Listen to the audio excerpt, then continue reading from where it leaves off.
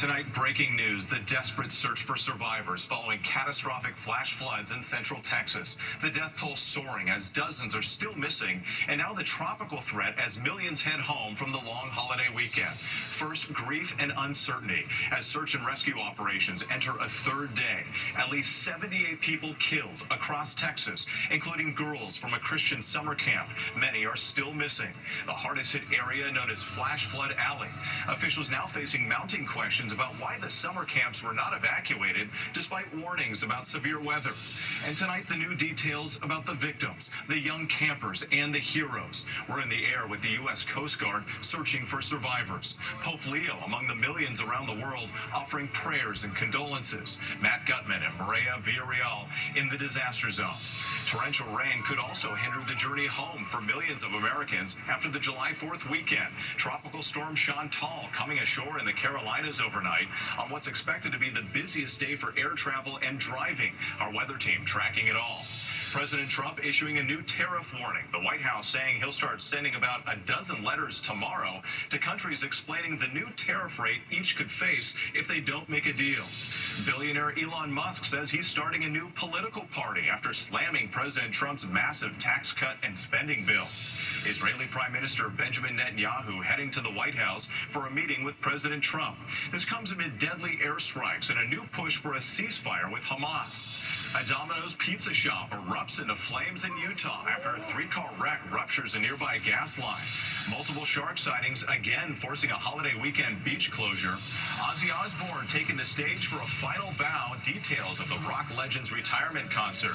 And America Strong tonight, the 12-year-old on a mission, soothing rescue animals with music. From ABC News World Headquarters in New York, this is World News Tonight. Good evening. Thanks for joining us on this Sunday. I'm Whit Johnson. We begin tonight with breaking news. The flash flood tragedy in central Texas. The death toll soaring amid growing uncertainty and anguish. And late today, authorities issuing new flood warnings in some of those same hard-hit areas.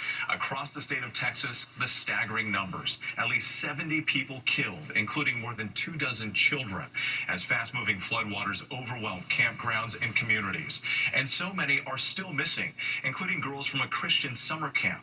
But tonight, we're also seeing the emotional reunions and hearing harrowing tales of survival. This time-lapse video showing just how quickly the Llano River swelled, overwhelming the area in just 10 minutes, leaving those nearby only seconds to escape. Now the urgent search for survivors, hundreds already rescued. Our Maria Villarreal is in the air with the U.S. Coast Guard as they aid in the rescue efforts. And tonight, President Trump saying he plans to visit the state later this week. We have team coverage. Our chief national correspondent, Matt Gutman, leads us off from Kerrville, Texas. Tonight, with the floodwaters receding, that death toll mercilessly rising. More than 75 people are reported dead and 41 confirmed missing after that early morning July 4th deluge sent a flood wave that swallowed riverside camps and communities. Up to a foot of rain raised the Guadalupe River 26 feet in less than an hour. And a wall of water and debris tearing through Camp Mystic, where 750 girls were spending July 4th, dozens of children and counselors trapped in their bunks as the waters coursed through the camp. And tonight, 10 girls and one counselor still reported missing. And as the water filled her home, Rachel Sanchez making this desperate plea. I have my dad on hospice, and I need to get him out of here. He's bedridden, he can't walk, he can hardly move, and look where the water is. So somebody please, we called 911. Rachel and her family eventually making it out to safety.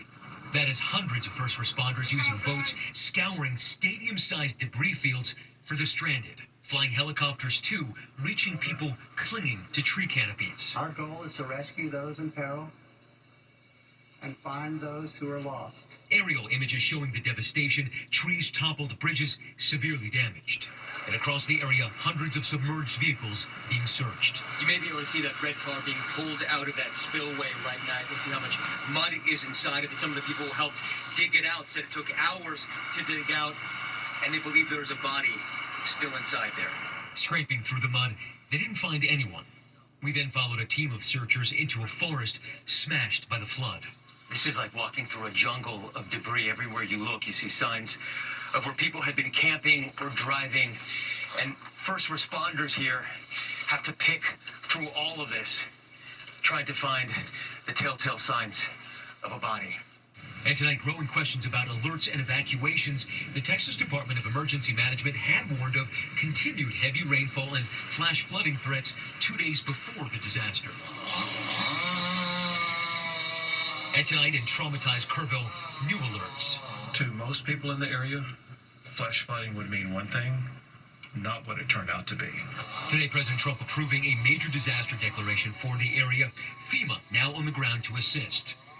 Among the victims who lost their lives, Dr. Catherine Eads was camping in an RV with her husband. The pair separated in the floodwaters. Catherine's family saying her life was cut far too short. She was an incredible wife, daughter, mother, grandmother, and person who spent her life helping kids.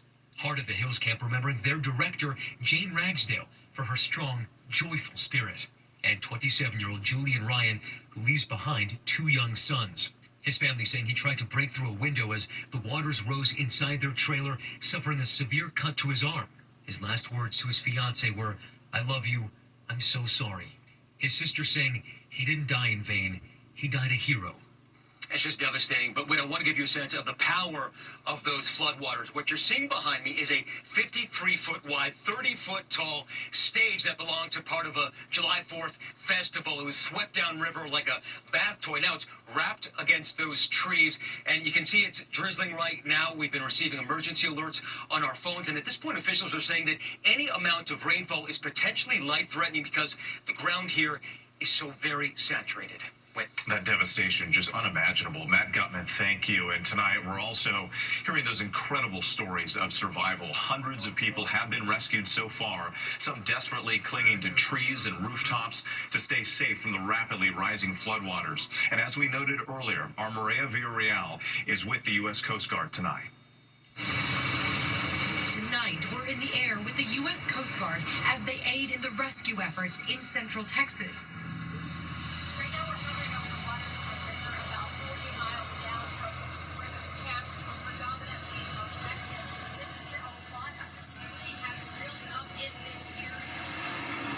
The surge made even more difficult by the dense forest below. Talk about the importance of the technology on this particular plane that maybe differs from what we're seeing out there. We got a FLIR camera on the front of the aircraft. You can see back there, it's that little black ball turret up there. But it is a very good camera that we have, and there's also an infrared camera, so we can find heat signatures. More than 400 first responders from 20 different agencies helping rescue nearly 1,000 people since Friday. Juliet Weldon and her husband were 2 of them, swept away by the floodwaters. We came out, and it was already raging. They held on to branches as they called 911 for help. What's been the hardest for you? You're calling for help, and there's nobody. Where are they? Crews eventually reached Juliet and her husband, pulling them to safety. But she says they didn't get adequate warning about the potential threat. They didn't say, seriously, you better be careful. This is like we have this many, however inches of rain coming here, and you will all be washed away. Officials continue to say this kind of catastrophic event is something no one could have predicted. The moment in time when they knew the magnitude of the water, it's a difficult decision whether or not to begin evacuating people or not, because if you have a warning telling everybody to evacuate, you could actually lead them to their death. It is raining now once again in this area, and weather conditions can determine whether or not a plane, a helicopter can be in the air safely. But regardless, this crew that we were with today, they are committed to the mission of finding those missing people. No matter how long it takes, it is a sentiment that has been shared by local and state authorities. Days, weeks, or even longer.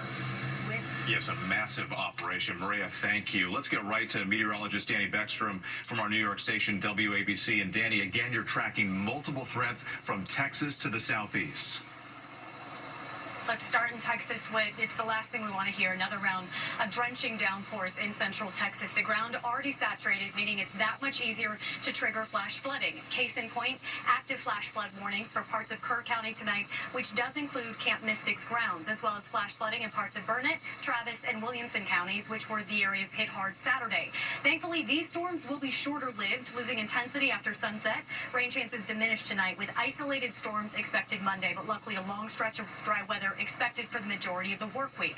Turning to what's left of Chantal tonight, locally heavy rain possible in North Carolina and Virginia into early Monday morning with isolated flash flooding possible. From here, the remnants head up the I-95 corridor with tropical moisture fueling scattered storms Monday afternoon and evening. While the storm itself is moving on, rip current risk does persist for the mid-Atlantic coast. Whit. All right, Danny, thank you. We appreciate it. And stay with ABC News for our continuing coverage of the disaster in Texas, streaming on ABC News Live and tomorrow on GMA, of course, back here on World News Tonight. We're also following that other severe weather threat in the southeast, Tropical Storm Chantal making landfall overnight. It lashed Myrtle Beach and other parts of the Carolinas with rain and gusty winds. And it comes as millions of Americans are packing airports and highways, heading home after the long holiday weekend. ABC's Faith Abube reports from Atlanta. Tonight, millions heading back home from a record holiday travel crush as remnants of Tropical Storm Chantal drenched parts of the East Coast. Dangerous flash flood watches putting hundreds of thousands on alert. The storm roaring ashore in the overnight hours. Chantal packing sustained winds of 50 miles an hour around 4 a.m., making landfall in Litchfield Beach, South Carolina. The greatest threat from Tropical Storm Chantal now moving inland. Now we are dealing with those lingering impacts, life-threatening rip currents and rough surf, making for some dangerous conditions on the water. But the post-holiday travel rush remains largely unaffected, even as millions hit the road and pack airports. To the right. Gates off right, yes, sir. Nearly 3 million air travelers expected to pass through security checkpoints. How are you feeling traveling at the end of the holidays? It's overwhelming, just because we know this is a really busy airport. Meanwhile, a majority of travelers crowding major highways, more than 61 million, expected to hit the roads this holiday, up more than 2% from last year. And we're back here at Atlanta's Hartsfield-Jackson, the world's busiest airport. More good news for air passengers. No significant disruptions here. And nationwide, only a handful of cancellations so far. Whit. That is some good news. We'll take it, Faith. Thank you. Next tonight, President Trump's new tariff warning. What he just said about sending dozens of letters tomorrow to countries facing new tariffs if they don't make a deal. Here's ABC's senior White House correspondent, Selena Wang. Tonight, America's trading partners on edge, bracing for more tariff whiplash. Trump's 90-day pause on those sweeping tariffs set to expire this week. But tonight, the White House now signaling another deadline. President Trump's going to be sending letters to some of our trading partners saying that if you don't move things along, then on August 1st, you will boomerang back to your April 2nd tariff level. But the president saying tonight that most countries will still have a deal by the deadline. I think we'll have most countries done by July 9th. Yet his Commerce Secretary saying the timeline has been pushed back. But they go into effect on August 1st. Tariffs go into effect August 1st, but the president is setting the rates and the deals right now. But trade deals typically take years to negotiate. Trump's shift in strategy, a sign of how complicated that process really is. I think the letters are better. I think a simple tariff is simpler and better than sitting down and working 15 different things. The White House insisting deals are close, but so far only partial or framework agreements have been announced with Vietnam, China, and the UK. Meanwhile, businesses are left in limbo, unsure how much they'll have to pay for imported goods. And even as Wall Street hits record highs, consumer confidence dropped in June, and retail sales fell sharply in May as tariff anxiety mounts. This summer, retailers pulling out all the stops. For the first time, Amazon is expanding Prime Day from 2 to 4 days, with Walmart and Target running competing sales. And there's still a lot of confusion ahead of those letters going out. The Trump administration says that only some countries will receive them, and they'll have until August 1st to make a deal. For the rest, it's unclear if that original July 9th deadline still stands. Whit. Selena Wang at the White House. Thank you. Now to billionaire Elon Musk saying he's forming a new political party. This after a public spat with President Trump over his massive tax cut and spending bill. Let's bring in ABC's Perry Russom in Washington tonight. And Perry, what are you learning about this new party? Yeah, with Elon Musk breaking even more from President Trump, saying he will create the America Party. Musk making the announcement after President Trump signed his mega bill into law. Elon has been highly critical of the spending bill, threatening to campaign against Republicans who voted for it. His relationship with Trump has soured ever since he left the administration. On July 4th, he created a poll on X asking users if they wanted independence from the two-party system. It appears no paperwork has been filed to create the party just yet, but Musk says the America Party will focus on the midterms next year, targeting 2 to 3 Senate seats and 8 to 10 House seats. Late today, President Trump responding, calling the idea ridiculous, saying it adds to confusion. We'll stand by for new details. Perry Russom, thank you. Israeli Prime Minister Benjamin Netanyahu is heading to the White House for a meeting with President Trump. This comes amid a new push for a ceasefire agreement with Hamas. Let's bring in ABC's chief international correspondent James Longman in Tel Aviv tonight. And James, where do those negotiations stand now? Well, Prime Minister Benjamin Netanyahu is on his way to the US tonight for his first face-to-face meeting with President Trump since those US strikes on Iran. And there is hope tonight of a Gaza ceasefire being announced in the coming days. It would pause the fighting in Gaza for 60 days and bring the release of at least 10 of the living hostages. President Trump has said he wants a deal soon, and indirect talks between Israel and Hamas are now back on in Doha. After months, Benjamin Netanyahu has said he wants a deal, and Hamas has also responded positively, but there are some issues remaining. Hamas wants the IDF to fully pull out of Gaza, and they're looking for US guarantees that this ceasefire will lead to a complete end of the war. They also want the Gaza Humanitarian Foundation to cease its operations. It is a US-backed initiative, but it has been accused of some major violations, and a ceasefire, of course, cannot come soon enough for the people of Gaza. Hamas says a surge of airstrikes in just the last 24 hours has left more than 80 people dead and more than 300 injured. With James Longman for us tonight. Thank you. There's still much more ahead on World News Tonight this Sunday. A second shark sighting in New York during the holiday weekend, raising concerns. And find out how 2 people escaped this fiery crash near Salt Lake City. Next tonight, a fiery crash at a Utah strip mall. Flames poured from an SUV that slammed into a Domino's pizza shop near Salt Lake City last night. Police saying the vehicle, part of a 3-car crash. Fire officials saying bystanders pulled 2 people from the burning SUV. At least 3 people taken to the hospital. The Domino's was destroyed. When we come back, rock legend Ozzy Osbourne takes his final bow. To the Index now, a big send-off for the man who called himself the Prince of Darkness.